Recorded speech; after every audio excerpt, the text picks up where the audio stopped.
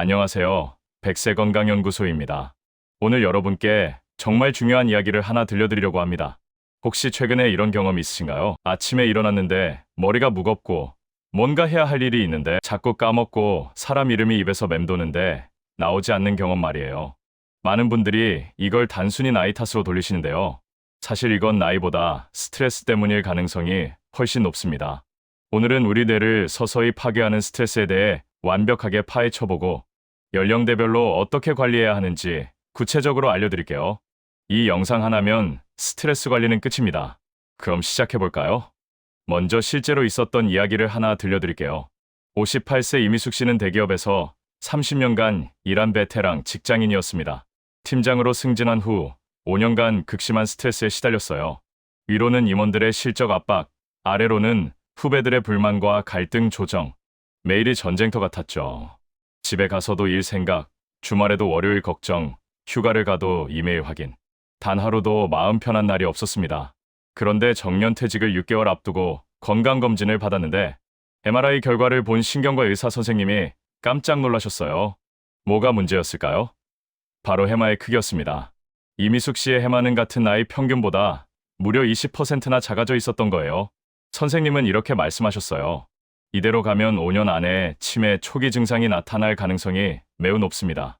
지금 당장 스트레스 관리를 시작하지 않으면 정말 위험합니다. 여러분, 해마가 뭔지 아시나요? 해마는 우리 뇌에서 기억을 담당하는 가장 중요한 부위입니다. 새로운 정보를 받아들이고 단기 기억을 장기 기억으로 바꾸고 과거의 경험을 불러오는 모든 과정이 해마에서 일어나요. 그런데 이 소중한 해마가 스트레스 때문에 물리적으로 작아진다는 거예요. 이건 단순히 기분이 안 좋다는 차원이 아니라 우리 뇌가 실제로 손상되고 있다는 뜻입니다. 자, 그럼 스트레스가 도대체 어떻게 우리 뇌를 파괴하는지 정확히 알아볼까요? 첫 번째, 코르티솔의 공격입니다. 스트레스를 받으면 우리 몸에서는 코르티솔이라는 스트레스 호르몬이 분비됩니다. 원래 코르티솔은 위험한 상황에서 우리를 보호하기 위한 호르몬이에요. 호랑이를 만났을 때 빨리 도망가거나 싸울 수 있게 심장 박동을 빠르게 하고 근육에 에너지를 공급하는 역할을 하죠. 단기간은 괜찮아요. 오히려 생존에 필요합니다. 하지만 문제는 만성 스트레스입니다. 현대인들은 매일매일 호랑이를 만나는 것처럼 살고 있어요. 출근길 교통체증, 상사의 질책, 업무 마감, 경제적 압박, 인간관계 갈등. 하루 종일 코르티솔이 높게 유지되는 거죠. 그러면 어떻게 될까요? 서울대학교 의과대학 연구팀이 충격적인 사실을 발견했습니다. 만성 스트레스를 6개월 이상 받은 사람의 해마를 조사했더니 해마의 뇌세포가 평균 15에서 20% 감소했다는 거예요. 코르티솔이 해마의 뇌세포를 직접 공격해서 죽이고 있었던 겁니다. 두 번째, 뇌의 연결고리가 끊어집니다. 우리 뇌에는 약 1천억 개의 뇌세포가 있고 이들은 시냅스라는 연결고리를 통해 서로 정보를 주고받아요. 마치 거대한 거미줄처럼 복잡하게 연결되어 있죠. 그런데 스트레스는 이 시냅스를 파괴합니다. 특히 전두엽과 해마 사이의 연결이 약해지는데요. 전두엽은 판단력과 계획을 담당하고 해마는 기억을 담당하니까 이 둘의 연결이 끊어지면 어떻게 될까요? 중요한 결정을 내릴 때 과거의 경험을 떠올리지 못하고 같은 실수를 반복하게 되는 거예요. 세 번째, 뇌에 염증이 생깁니다. 이건 최근에 밝혀진 정말 충격적인 사실인데요. 하버드 의대 연구팀이 발표한 논문에 따르면 만성 스트레스는 뇌에 염증 반응을 일으킨다고 해요. 뇌에 염증이 생기면 무슨 일이 벌어질까요? 알츠하이머병의 원인으로 알려진 베타 아밀로이드 단백질이 쌓이기 시작합니다. 이 단백질이 뇌세포를 둘러싸서 죽이는 거죠. 그래서 만성 스트레스를 받은 사람은 그렇지 않은 사람보다 치매 발병률이 30에서 50% 높다는 연구 결과가 있어요. 자, 이제 이해가 되시나요? 스트레스는 단순히 기분을 나쁘게 만드는 게 아니라 우리 뇌를 물리적으로 파괴하고 있다는 겁니다. 그럼 우리는 어떻게 해야 할까요? 연령대별로 구체적인 방법을 알려드릴게요. 먼저 40에서 50대입니다. 이 연령대는 사회적으로나 경제적으로 가장 책임이 무거운 시기죠.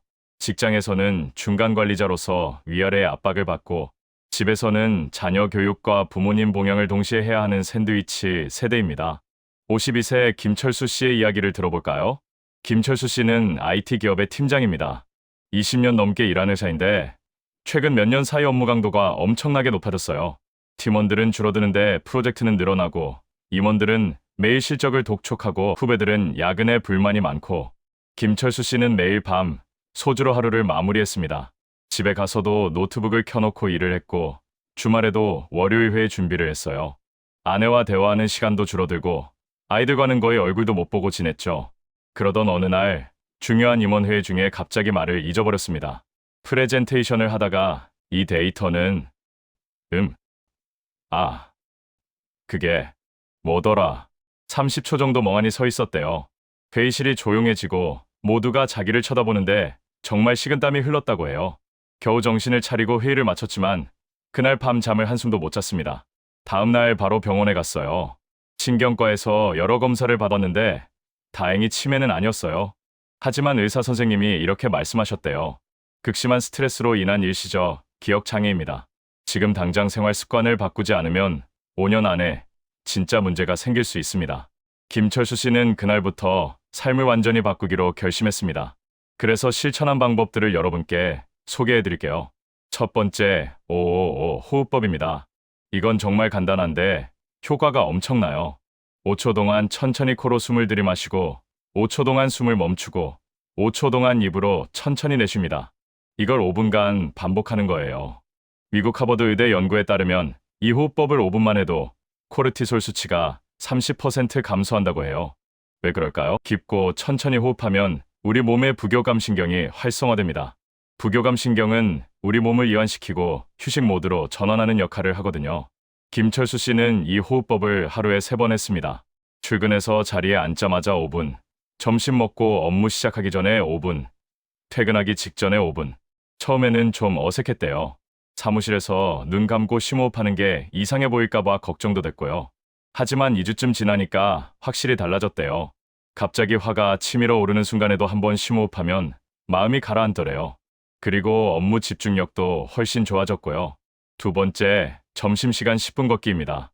연구에 따르면 10분만 걸어도 스트레스 호르몬이 감소하고 엔도르핀이라는 행복 호르몬이 분비된다고 해요. 중요한 건 자연이에요. 나무나 풀이 있는 곳을 걸으면 효과가 2배입니다.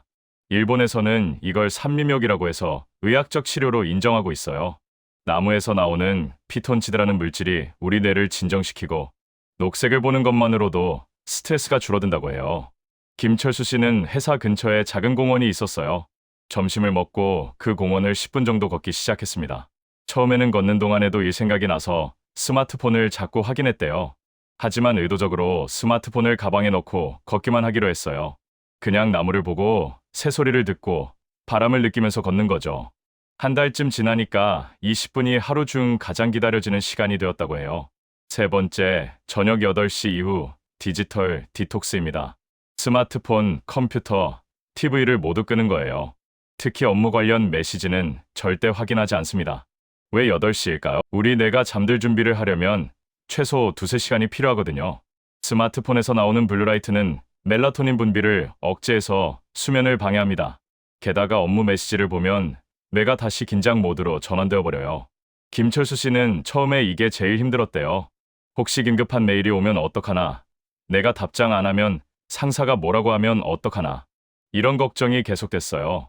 하지만 용기 내서 팀원들에게 공지했어요. 저는 저녁 8시 이후에는 업무 메시지를 확인하지 않습니다. 정말 긴급한 일이면 전화 주세요. 처음에는 팀원들이 좀 당황했지만 오히려 좋은 반응이 나왔대요. 팀장님도 그렇게 하시는데 우리도 해야겠어요. 결국 팀 전체가 8시 이후 메시지 금지 문화를 만들었고 이게 회사 전체로 퍼져나갔다고 해요. 8시 이후에 뭘 했냐고요? 처음에는 뭘 해야 할지 몰라서 멍하니 있었대요. 그런데 아내가 옆에 앉아서 그날 있었던 일을 이야기하기 시작했어요. 김철수 씨는 몇 년 만에 처음으로 아내의 이야기에 집중해서 들었대요. 그리고 아이들과 보드게임도 하고 책도 읽고 그냥 아무 생각 없이 음악을 듣기도 했어요. 이런 시간이 쌓이면서 가족과의 관계가 회복되기 시작했습니다. 네 번째, 주 2회 30분 운동입니다. 격렬할 필요 없어요. 빠르게 걷기, 가벼운 조깅, 수영, 자전거, 본인이 즐길 수 있는 걸 선택하면 됩니다. 운동이 왜 스트레스에 좋을까요? 운동을 하면 뇌에서 BDNF라는 물질이 나와요. 이게 뭐냐면 뇌세포 성장 인자입니다. 쉽게 말하면 뇌세포를 키우는 비료 같은 거예요. 스트레스가 뇌세포를 죽인다면 운동은 뇌세포를 살리고 키우는 거죠. 또 운동하면 엔도르핀이 나와서 기분이 좋아지고 밤에 깊은 잠을 잘 수 있어요. 김철수 씨는 화요일과 목요일 저녁 7시에 집 근처 체육관에서 수영을 하기로 했어요. 20대 때 수영을 좋아했는데 20년 만에 다시 시작한 거죠. 처음에는 한 바퀴도 못 가서 숨이 찼대요. 하지만 3개월쯤 지나니까 30분 동안 쉬지 않고 수영할 수 있게 됐어요. 놀라운 건 수영하는 동안만큼은 아무 생각도 안 난다는 거예요. 그냥 호흡에만 집중하고 물의 감촉을 느끼고 팔과 다리를 움직이는 것에만 집중하게 되더래요. 이게 바로 명상 같은 효과를 준다고 해요. 5번째, 주간 회고 일기입니다. 매주 일요일 저녁 20분 정도 시간을 내서 한 주를 돌아보며 글을 쓰는 거예요. 어떤 걸 쓰냐고요? 이런 질문들에 답하면 됩니다. 이번 주에 가장 스트레스 받았던 순간은 언제였나요? 그때 나는 어떻게 반응했나요? 지금 돌이켜보면 더 나은 대처 방법은 없었을까요? 이번 주에 감사했던 일 3가지는 무엇인가요? 다음 주에 하고 싶은 일은 무엇인가요? 이렇게 글을 쓰면 내가 스트레스 상황을 객관화하게 됩니다. 그 순간에는 너무 화가 나고 힘들었는데 글로 쓰면서 다시 보니까 아, 내가 좀 오버했구나 하고 깨닫게 되는 거죠. 그리고 같은 상황이 다시 왔을 때 더 잘 대처할 수 있게 됩니다. 김철수 씨는 노트 한 권을 사서 손으로 직접 썼대요. 타이핑보다 손글씨가 뇌 자극에 더 좋다고 하더라고요. 자, 그래서 김철수 씨가 이 5가지를 3개월 동안 실천한 결과가 어땠을까요? 놀라운 변화가 일어났습니다. 첫째, 업무 집중력이 50% 향상됐어요. 같은 시간에 더 많은 일을 처리할 수 있게 됐고, 실수도 훨씬 줄었어요. 둘째, 수면의 질이 완전히 달라졌어요. 예전에는 잠들기까지 한두 시간 걸렸는데, 이제는 침대에 누우면 10분 안에 잠들고 아침에 개운하게 일어난대요. 셋째, 가족과의 관계가 회복됐어요. 아내가 이렇게 말했대요. 당신이 집에 있어도 마음은 없는 것 같았는데, 이제는 진짜 함께 있는 느낌이에요. 넷째, 혈압이 정상화됐어요. 예전에는 상시 140에 90 정도였는데, 이제는 120에 80으로 떨어졌어요. 다섯째, 가장 중요한 거, 기억력이 돌아왔어요. 3개월 후 다시 병원에 가서 검사를 받았는데 의사 선생님이 놀라셨대요. 정말 잘하셨네요. 이 정도면 걱정 안 하셔도 됩니다. 계속 이렇게만 관리하세요. 자, 이제 60, 70대 분들을 위한 방법을 알아볼까요? 이 연령대는 직장 생활에서는 은퇴했지만 다른 종류의 스트레스가 찾아옵니다. 사회적 역할의 상실, 경제적 불안, 건강 악화에 대한 걱정, 그리고 무엇보다 외로움. 이런 스트레스들이 내 건강을 위협하죠. 68세 박영희 할머니의 이야기를 들어보겠습니다. 박영희 할머니는 평생 전업주부로 살아오셨어요. 세 자녀를 키우고 남편을 내조하고 시부모님을 모시면서 정말 열심히 사셨죠. 자녀들이 모두 결혼해서 독립하고 남편과 둘이 살게 됐어요. 처음에는 좋았대요. 이제 우리 둘만의 시간이구나 하면서 여행도 가고 좋아하는 일도 하고. 그런데 시간이 지나면서 묘한 감정이 찾아왔어요. 어느 날 아침 밥을 차리고 있는데 갑자기 눈물이 났대요. 내가 지금 뭐 하는 거지? 나는 이제 쓸모없는 사람이야. 자녀들은 바빠서 전화도 잘 안 하고 가끔 통화해도 형식적인 안부만 묻고 끊어요. 남편은 남편대로 친구들 만나러 나가고 혼자 집에 있는 시간이 많아졌어요. 예전에 가까이 지내던 친구들도 하나둘 멀어졌어요. 몸이 아프다고 바쁘다고 만나는 횟수가 점점 줄어들었죠. 박영희 할머니는 점점 우울해지기 시작했습니다. 아침에 일어나도 할 일이 없으니까 침대에 누워있는 시간이 길어지고 끼니도 대충 때우고 TV만 보다가 하루가 가는 거예요. 그러다 보니 기억력도 급격히 떨어졌어요. 가습을 끄는 걸 자꾸 잊어버려서 남편이 걱정할 정도였어요. 그래서 딸이 모시고 병원에 갔는데 우울증 진단을 받았습니다. 의사 선생님이 약을 처방해주면서 이렇게 말씀하셨대요. 약도 중요하지만 더 중요한 건 생활 습관입니다. 집에만 계시면 안 됩니다. 밖으로 나가서 사람들을 만나고 햇빛을 쬐고 뇌를 쓰는 활동을 하셔야 해요. 그날부터 박영희 할머니와 가족들이 함께 노력한 방법들을 알려드릴게요. 첫 번째, 아침 햇빛 30분입니다. 매일 아침 오전 10시 전에 밖으로 나가서 햇빛을 쬐는 거예요. 왜 아침 햇빛이 중요할까요? 햇빛을 받으면 우리 뇌에서 세로토닌이라는 신경 전달 물질이 나옵니다. 세로토닌은 행복 호르몬이라고 불러요. 기분을 좋게 만들고 우울감을 줄이고 불안을 완화시키죠. 또 햇빛은 비타민 D 합성을 도와주는데 비타민 D도 우울증 예방에 중요한 역할을 합니다. 또 한 가지, 아침 햇빛은 우리 몸의 생체 리듬을 맞춰줍니다. 아침에 밝은 빛을 받으면 뇌가 아침이구나, 활동할 시간이구나 하고 인식해요. 그러면 저녁에 멜라토닌이 잘 나와서 숙면을 취할 수 있어요. 박영희 할머니는 매일 아침 9시에 아파트 앞 벤치에 앉아서 30분 정도 햇빛을 쬐기로 했어요. 처음에는 귀찮았대요. 그냥 집에 있고 싶었고요. 하지만 딸이 매일 아침 전화로 확인했어요. 엄마, 오늘 햇빛 쬐러 나가셨어요? 2주쯤 지나니까 확실히 달라지더래요. 아침에 일어나는 게 덜 힘들고, 낮에 기분이 좀 더 밝아지고, 밤에 잠도 잘 오고, 그리고 의외의 수확이 있었어요. 매일 같은 시간에 같은 벤치에 앉다 보니 다른 할머니 할아버지들을 만나게 된 거예요. 처음에는 가볍게 인사만 하다가 점점 이야기를 나누게 됐어요. 오늘 날씨 참 좋네요. 손주가 몇이나 되세요? 이런 짧은 대화들이 쌓이면서 친분이 생겼죠. 두 번째, 사회적 연결입니다. 60, 70대에게 가장 위험한 건 외로움과 고립입니다. 영국 런던대학교 연구팀이 충격적인 연구 결과를 발표했어요. 사회적으로 고립된 노인은 그렇지 않은 노인보다 치매, 발병률이 60%나 높다는 거예요. 외로움이 흡연만큼 건강에 해로운 거죠. 왜 그럴까요? 사람과 대화하고 관계를 유지하고 감정을 나누는 모든 과정이 뇌를 자극하거든요. 반대로 혼자 있으면 뇌를 쓸 이유가 없어지는 거예요. 그래서 박영희 할머니는 주 3회 이상 사람들을 만나기로 결심했습니다. 어떻게 만났냐고요? 첫 번째는 동네 경로당이었어요. 사실 경로당 가는 걸 처음에는 꺼렸대요. 나는 아직 그렇게 늙지 않았어. 이런 생각이 있었거든요. 하지만 딸의 권유로 용기 내서 가봤어요. 그런데 가보니까 생각보다 활기찼대요. 할머니 할아버지들이 화투도 치고 노래도 부르고 운동도 하고 그리고 점심 식사 봉사를 하시는 분들이 계시더래요. 박영희 할머니는 평생 요리를 해왔으니까 이건 자신 있었어요. 그래서 매주 화요일과 목요일 경로당에서 점심 식사 봉사를 시작했어요. 20, 30명 분량의 식사를 준비하는 거예요. 다른 할머니 두 분과 함께요. 처음에는 그냥 봉사하는 기분이었는데 시간이 지나면서 달라졌어요. 영희 씨 김치찌개가 제일 맛있어. 오늘 된장국 정말 맛있네요.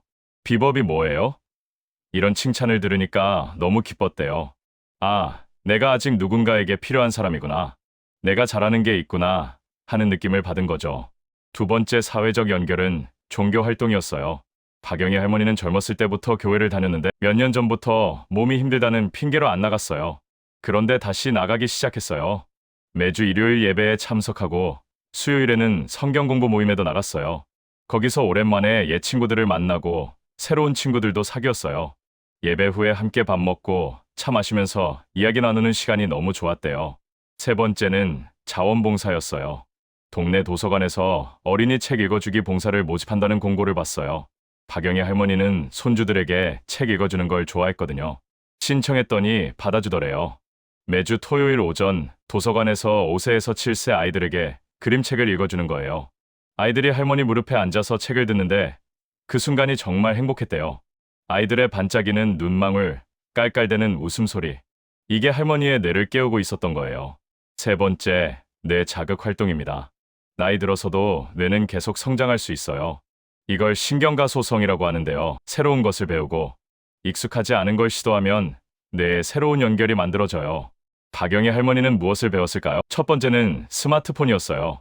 사실 스마트폰을 가지고는 있었는데 전화 받는 것밖에 못했어요. 그런데 손주가 할머니, 영상통화하면 제 얼굴 보면서 이야기할 수 있어요 하는 거예요. 딸이 한 달 동안 주말마다 와서 스마트폰 사용법을 가르쳐줬어요. 카카오톡 설치하고 메시지 보내는 법, 사진 찍어서 보내는 법, 영상통화하는 법. 처음에는 정말 답답했대요. 이게 왜 안 돼? 아까 한 건데 또 안 돼? 하면서 짜증도 많이 났고요. 하지만 포기하지 않고 계속 연습했어요. 딸이 적어준 메모를 보면서 하나씩 따라하고 모르면 다시 물어보고 3주 후 드디어 손주와 영상통화에 성공했어요.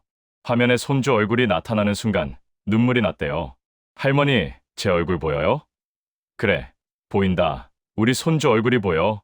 그날부터 손주와 일주일에 두세 번씩 영상통화를 했어요. 손주가 학교에서 있었던 일도 이야기하고 숙제하는 것도 보여주고 할머니는 오늘 뭐 했는지 이야기하고 이런 소통이 할머니의 뇌를 정말 많이 자극했어요. 두 번째 뇌 자극 활동은 퍼즐이었어요. 처음에는 100조각짜리 쉬운 퍼즐부터 시작했어요. 풍경 사진 퍼즐이었는데 한 조각 한 조각 맞춰가면서 완성하는 재미가 쏠쏠했대요. 퍼즐 맞추는 동안은 다른 생각이 안 나고 오직 퍼즐에만 집중하게 되더래요. 이게 일종의 명상 효과를 주는 거죠. 100조각을 완성하고 나니까 성취감도 들고요. 그래서 200조각, 300조각으로 점점 난이도를 높여갔어요. 세 번째는 글쓰기였어요. 딸이 예쁜 노트를 사다 주면서 엄마, 매일 일기 쓰세요 했는데 처음에는 뭘 쓰나 매일 똑같은데 했대요. 하지만 딸이 이렇게 제안했어요. 오늘 있었던 일 중에 기억에 남는 거 하나만 쓰세요. 한두 줄이라도 좋아요. 그리고 그때 어떤 기분이었는지도 쓰시고요. 그래서 시작했어요. 오늘 경로당에서 김치찌개를 만들었다. 다들 맛있다고 해서 기뻤다. 이렇게 간단하게요. 그런데 쓰다 보니까 점점 길어지더래요. 오늘 경로당에서 김치찌개를 만들었다. 김치가 잘 익어서 맛이 아주 좋았다. 최할머니가 2그릇이나 드시면서 진짜 맛있다고 하셨다. 내가 만든 음식을 누가 맛있게 먹는 걸 보니 정말 행복했다. 내일은 뭘 만들까 생각하는 것도 즐겁다. 이렇게 한 달락씩 쓰게 된 거예요. 나중에는 젊었을 때 추억도 쓰고 자녀들 어렸을 때 이야기도 쓰고 글쓰기가 하나의 취미가 됐어요. 네 번째, 손주와의 시간입니다. 연구에 따르면 손주와 시간을 보내는 노인은 그렇지 않은 노인보다 인지 기능이 훨씬 좋다고 해요. 왜 그럴까요? 아이들은 예측 불가능하거든요. 갑자기 이상한 질문을 하고 끊임없이 호기심을 보이고 놀아달라고 조르고 이 모든 게 뇌를 자극해요. 또 아이들의 밝은 에너지와 웃음소리가 노인에게 긍정적인 영향을 주죠. 박영희 할머니는 매주 토요일 오후 큰딸네 손주를 돌봐주기로 했어요. 8살 남자아이였는데 정말 개구쟁이였대요. 할머니, 공룡은 왜 멸종했어요? 할머니, 우주에는 외계인이 있어요? 할머니, 이거 같이 만들어요. 쉴 틈이 없었어요. 하지만 손주와 보내는 이 시간이 정말 소중했대요. 손주를 돌보려면 아침 일찍 일어나야 하고 점심도 챙겨야 하고 함께 놀아줘야 하니까 자연스럽게 활동량이 늘어났어요. 5번째, 감사일기입니다. 매일 밤 잠들기 전 5분, 그날 감사했던 일 3가지를 적는 거예요.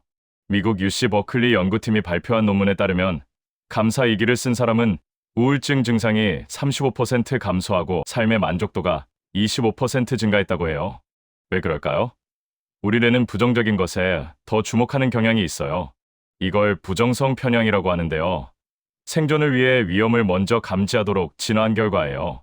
그런데 의도적으로 감사한 일을 찾으면 뇌가 긍정적인 것에 주목하게 됩니다. 뇌의 회로가 바뀌는 거죠. 박영희 할머니는 침대 옆 탁자에 노트를 두고 매일 밤 3가지를 적었어요. 오늘 날씨가 좋아서 감사합니다. 경로당에서 맛있다는 말을 들어서 감사합니다. 딸이 전화해줘서 감사합니다. 처음에는 뭘 써야 할지 몰라서 억지로 짜냈대요. 하지만 한 달쯤 지나니까 자연스러워졌어요. 오히려 3가지로는 부족해서 5가지, 7가지씩 쓰게 됐고요. 그래서 박영희 할머니가 이 5가지를 6개월 동안 실천한 결과가 어땠을까요? 정말 놀라운 변화가 일어났습니다. 첫째, 우울 증상이 80% 감소했어요. 병원에서 우울증 척도 검사를 다시 받았는데 심한 우울증에서 경미한 수준으로 개선됐대요. 의사 선생님이 약을 줄여도 되겠네요 라고 하셨어요. 둘째, 기억력 테스트 점수가 향상됐어요. 간단한 인지 기능 검사를 받았는데 6개월 전보다 점수가 20% 올랐어요. 셋째, 삶의 만족도가 엄청나게 높아졌어요. 할머니가 이렇게 말씀하셨대요. 이제 아침에 일어나는 게 기대돼요. 오늘은 누굴 만날까, 뭘 할까 생각하면 설레요. 예전에는 하루하루가 그냥 지나가는 시간이었는데 이제는 내 인생을 살고 있다는 느낌이에요. 넷째, 새로운 친구가 5명이나 생겼어요. 경로당에서 만난 할머니들, 교회에서 만난 친구들. 일주일에 한 번씩은 꼭 만나서 수다 떨고 함께 밥 먹고 산책하는 사이가 됐어요. 5째, 가장 중요한 거, 가족과의 관계가 회복됐어요. 딸이 이렇게 말했대요. 엄마가 예전의 엄마로 돌아오신 것 같아요. 밝고 활기차고 긍정적인 엄마 말이에요. 저희도 엄마 걱정이 줄어서 너무 좋아요. 손주도 할머니 만나는 게 제일 재밌어요. 하면서 토요일을 손꼽아 기다린대요. 이제 80대 이상 어르신들을 위한 방법을 알아볼게요. 80대가 되면 신체적 기능이 많이 떨어지고 특히 배우자나 친구들을 잃는 경험을 하게 됩니다. 이런 상실의 스트레스가 뇌 건강에 치명적이에요. 83세 김용삼 할아버지의 이야기를 들어보겠습니다. 김용삼 할아버지는 60년을 함께한 아내를 1년 전에 잃으셨어요. 50대에 결혼해서 83세까지 정말 오랜 시간을 함께 하셨는데 아내가 갑자기 심장마비로 돌아가신 거예요. 할아버지는 말 그대로 세상이 무너진 것 같았대요. 매일 아침 눈을 뜨면 옆에 아내가 없다는 게 믿기지 않았고 밥을 먹어도 혼자 먹으니 맛이 없고 TV를 봐도 웃음이 안 나고 모든 게 의미가 없었어요. 처음 3개월은 자녀들이 돌아가면서 와서 돌봐줬어요. 하지만 자녀들도 각자 생활이 있으니까 계속 와 있을 수는 없었죠. 할아버지는 다시 혼자가 됐어요. 점점 식사를 거르기 시작했어요. 배가 안 고파, 먹기 귀찮아 하면서 하루에 한 끼만 드시거나 아예 안 드실 때도 있었어요. 약도 제때 안 드셨어요. 혈압약, 당뇨약을 먹어야 하는데 자꾸 깜빡했고, 때로는 뭐하러 먹나, 그냥 이대로 가면 되지 하는 생각도 드셨대요. 자녀들이 정말 걱정했어요. 큰아들이 요양원을 알아봤어요. 아버지 혼자 계시면 위험해요. 요양원 가시는 게 좋을 것 같아요. 하지만 할아버지는 완강히 거부하셨어요. 나는 우리 집에서 살다가 죽을 거야. 요양원은 절대 안 가. 자녀들도 고민이 많았죠. 그래서 가족회의를 했어요. 요양원 대신 할아버지가 집에서 건강하게 지낼 수 있는 방법을 찾기로 한 거예요. 첫 번째, 규칙적인 일상 루틴을 만들었습니다. 80대 이상에게는 규칙성이 정말 중요해요. 매일 같은 시간에 같은 일을 하면 뇌가 안정감을 느껴요. 그래서 자녀들이 할아버지와 함께 일과표를 만들었어요. 아침 7시 기상, 7시 30분 아침 식사, 9시 산책, 12시 점심, 오후 3시 낮잠, 저녁 6시 저녁 식사, 밤 10시 취침. 이렇게 시간표를 짜고 냉장고에 붙여놨어요. 하지만 혼자서는 지키기 어려웠어요. 그래서 큰아들이 매일 아침 7시에 전화했어요. 아버지, 일어나셨어요? 오늘도 좋은 하루 되세요. 처음에는 귀찮아 하셨대요. 나를 애 취급하나 하면서요. 하지만 아들이 계속했어요. 그냥 확인하는 게 아니라 진심으로 안부를 물었어요. 어젯밤에 잘 주무셨어요? 오늘 몸은 어때요? 아침에 뭐 드실 거예요? 이런 대화를 5분 정도 나눴어요. 2주쯤 지나니까 할아버지가 이 전화를 기다리게 됐대요. 전화가 오면 기분이 좋아지고 아들이 나를 걱정하는구나 하는 느낌을 받았어요. 그래서 아침에 일어나는 게 덜 힘들어졌고 규칙적으로 기상하게 됐어요. 식사 시간도 지키려고 노력했고요. 둘째 딸은 점심시간에 영상통화로 식사를 확인했어요. 아버지, 점심 뭐 드셨어요? 카메라로 보여주세요. 그러면 할아버지가 밥상을 보여주는 거예요. 두 번째, 회상요법입니다. 80대 이상 어르신들에게는 과거의 기억이 정말 소중해요. 그 기억을 떠올리고 이야기하는 게 뇌를 자극하고 정서적 안정감도 줍니다. 셋째 아들이 주말마다 방문해서 할아버지와 옛날 사진을 봤어요. 결혼식 사진, 자녀들 어렸을 때 사진, 여행 갔을 때 사진. 앨범을 펼치면서 이야기를 나눴어요. 아버지, 이 사진은 언제 찍은 거예요? 아, 이건 내가 초등학교 입학식 때 찍은 거야.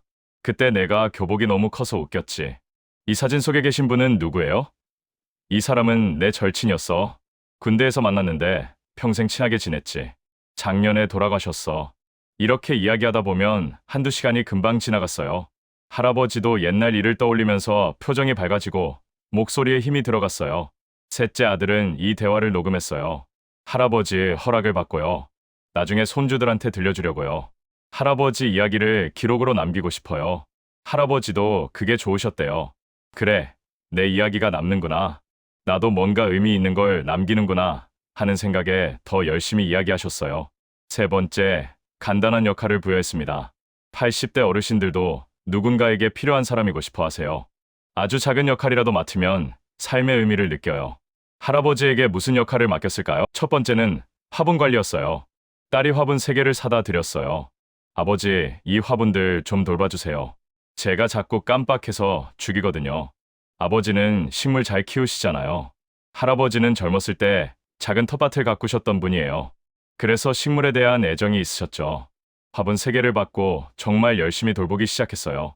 매일 아침 물을 주고 잎을 만져보고 햇빛 잘 드는 곳으로 옮기고 2주 후 새싹이 나왔을 때 정말 기뻐하셨대요. 봐라, 새싹이 났어 하면서 자녀들에게 사진을 찍어 보내셨어요. 두 번째 역할은 신문 가져오기였어요. 할아버지 아파트는 1층이었는데 매일 아침 현관 앞에 신문이 배달됐어요. 이걸 가져오는 게 할아버지 역할이었어요. 아침에 일어나면 제일 먼저 신문 가져오기. 이게 하나의 루틴이 됐어요. 신문을 가져오면서 자연스럽게 밭공기도 쐬고 이웃을 만나면 인사도 하고. 세 번째 역할은 손주 숙제 봐주기였어요. 큰손주가 초등학교 4학년인데 수학 문제를 풀다가 막히면 할아버지한테 사진을 보냈어요. 할아버지, 이 문제 어떻게 풀어요? 할아버지는 젊었을 때 수학을 좋아하셨던 분이에요. 문제를 보시고 천천히 풀어서 설명해 주셨어요. 손주가 할아버지 덕분에 문제 풀었어요. 감사합니다. 하면 정말 뿌듯하셨대요. 자, 그래서 김용삼 할아버지가 이 세 가지를 3개월 동안 실천한 결과가 어땠을까요? 놀라운 변화가 일어났습니다. 첫째, 식사를 규칙적으로 하시기 시작했어요. 아침에 일어나면 배가 고프고 시간 되면 식사를 챙기고 체중도 3kg 늘어서 건강한 수준으로 돌아왔어요. 둘째, 약을 제때 잘 드시게 됐어요. 혈압이 안정되고 당 수치도 좋아졌어요. 셋째, 무엇보다 할아버지 표정이 밝아졌어요. 자녀들이 방문하면 이것저것 보여주고 싶어 하시고 손주 이야기를 먼저 물어보시고 삶에 대한 의지가 다시 생긴 거예요. 나는 아직 할 일이 있어. 화분도 돌봐야 하고 손주 숙제도 봐줘야 하고 이런 말씀을 하시더래요. 넷째, 요양원 이야기는 완전히 없어졌어요.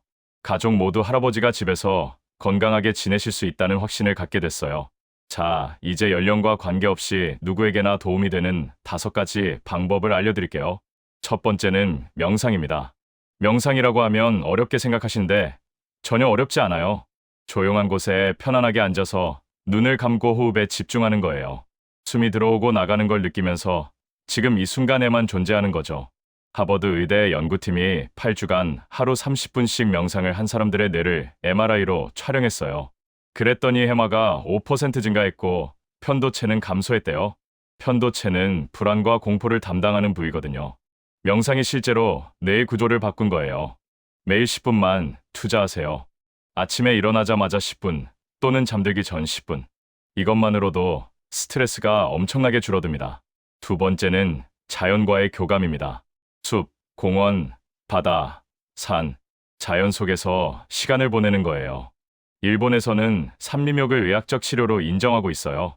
연구에 따르면 숲에서 2시간을 보낸 사람은 코르티솔이 16% 감소하고 혈압이 정상화되고 면역세포인 NK세포 활성도가 50% 증가한다고 해요. 왜 자연이 이렇게 좋을까요? 나무에서 나오는 피톤치드라는 물질이 우리 몸을 치유하고 녹색을 보는 것만으로도 뇌의 긴장이 풀리고 새소리와 바람소리 같은 자연의 소리가 뇌파를 안정시키기 때문이에요. 주말에 가까운 공원이나 산을 찾아가세요. 걷기만 해도 좋고 그냥 벤치에 앉아서 나무를 바라보기만 해도 좋아요. 중요한 건 스마트폰을 가방에 넣고 오롯이 자연에만 집중하는 거예요. 나무 냄새를 맡고 바람을 느끼고 새소리를 듣고 흙을 밟는 감촉을 느끼세요. 이렇게 오감을 깨우면서 자연과 하나가 되는 경험. 이게 바로 최고의 스트레스 해소법입니다. 세 번째는 감정 표현입니다. 많은 분들이 감정을 억누르세요. 나이 먹고 뭘 화내나, 남 앞에서 우는 건 창피해, 이런 생각 때문에 감정을 속으로만 사귀는 거죠. 하지만 감정을 억누르면 스트레스가 몸속에 쌓여요. 마치 압력솥처럼요. 언젠가는 폭발하거나 우울증이나 불안장애로 이어질 수 있어요. 건강한 감정 표현 방법이 있어요. 첫째, 신뢰하는 친구나 가족에게 이야기하세요. 요즘 이런 일 때문에 속상해. 이럴 때 정말 화가 나더라. 이렇게 말로 표현하는 것만으로도 스트레스가 줄어들어요. 듣는 사람이 해결책을 줄 필요는 없어요. 그냥 들어주고 공감해주는 것만으로도 충분해요. 둘째, 일기를 쓰세요. 오늘 느낀 감정을 솔직하게 적는 거예요. 나는 오늘 화가 났다. 왜냐하면 아들이 전화도 안 하기 때문이다. 나는 외롭고 서운하다. 이렇게 감정을 인정하고 이름을 붙이는 것만으로도 내가 그 감정을 처리하기 시작해요. 심리학에서는 이걸 감정 명명학이라고 하는데 정말 효과적이에요. 셋째, 예술로 표현하세요. 그림을 그리거나 노래를 부르거나 춤을 추거나 말로 표현하기 어려운 감정을 예술로 풀어내는 거예요. 미술 치료, 음악 치료가 왜 효과적인지 아세요? 우리 뇌는 언어로 처리하는 부분과 감정을 처리하는 부분이 달라요. 때로는 언어가 아닌 다른 방법으로 감정을 표현하는 게 더 치유력이 있어요. 네 번째는 웃음 치료입니다.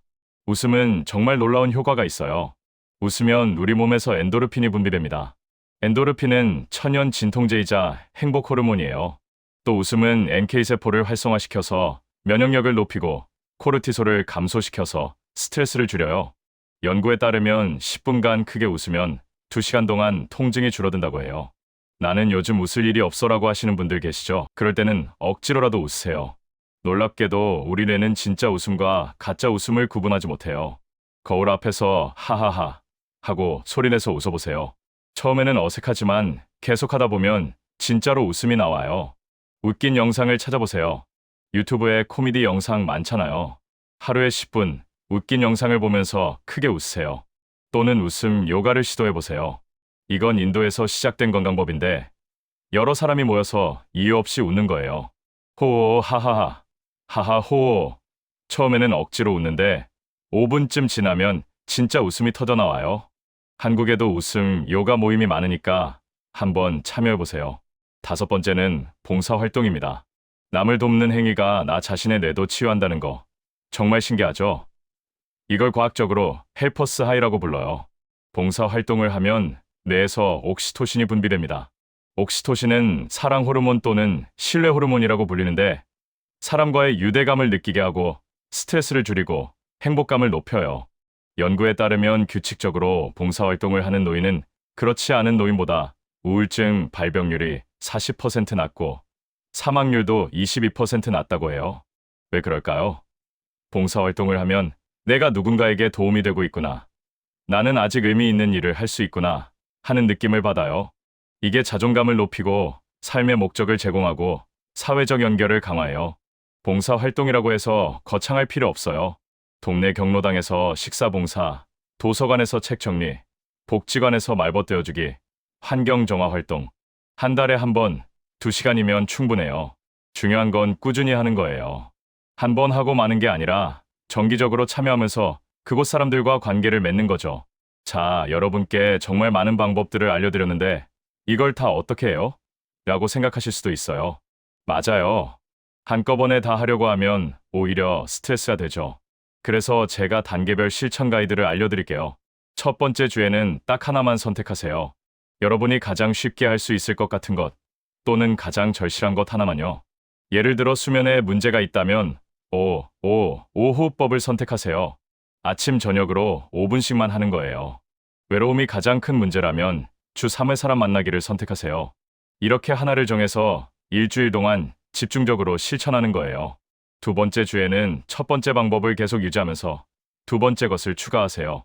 예를 들어 호흡법을 계속하면서 점심시간 10분 걷기를 추가하는 거죠. 이렇게 하나씩 쌓아가는 거예요. 한꺼번에 다 하려고 하지 마세요. 그러면 3일도 못 가서 포기하게 돼요. 한 달 정도 지나면 서너 가지는 자연스럽게 할 수 있게 될 거예요. 그러면 이제는 일일 체크리스트를 만들어 보세요. 아침에 일어나서 오늘 할 것들을 적고 하나씩 체크하는 거예요. 체크 표시를 하나씩 하는 것만으로도 성취감이 들고 계속 실천할 동기가 생겨요. 그리고 가족의 도움을 받으세요. 혼자 하려고 하지 마시고 가족에게 나 이거 하려고 하는데 도와줄 수 있어? 라고 부탁하세요. 예를 들어 매일 아침 전화로 깨워달라고 하거나 주말에 함께 산책하자고 하거나 일주일에 한 번 함께 명상하자고 제안하세요. 함께 하면 훨씬 쉽고 지속하기도 좋아요. 마지막으로 중요한 건 완벽하려고 하지 말라는 거예요. 어떤 날은 실천 못할 수도 있어요. 괜찮아요. 하루 이틀 못했다고 자책하지 마세요. 그냥 다음날 다시 시작하면 돼요. 중요한 건 방향이에요. 조금씩이라도 나아가고 있다면 그걸로 충분해요. 서울대병원 신경과 이정민 교수님의 말씀을 들어볼까요? 제가 30년 넘게 치매 환자들을 진료하면서 깨달은 게 있습니다. 치매는 하루아침에 오지 않아요. 10년, 20년에 걸쳐서 서서히 진행됩니다. 그리고 그 과정에서 가장 큰 영향을 미치는 게 바로 스트레스 관리예요. 약이나 병원 치료도 물론 중요하지만 더 중요한 건 매일매일의 생활 습관입니다. 오늘 여러분이 배운 방법들을 최소 3개월은 꾸준히 실천해 보세요. 3개월이면 뇌에 변화가 일어나기 시작합니다. 6개월이면 확실한 효과를 느낄 수 있고요. 1년을 하면 여러분의 뇌는 완전히 달라져 있을 거예요. 그리고 기억하세요. 스트레스를 완전히 없앨 수는 없어요.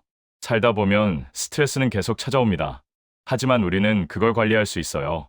마치 파도를 막을 수는 없지만 서핑을 배울 수는 있는 것처럼요.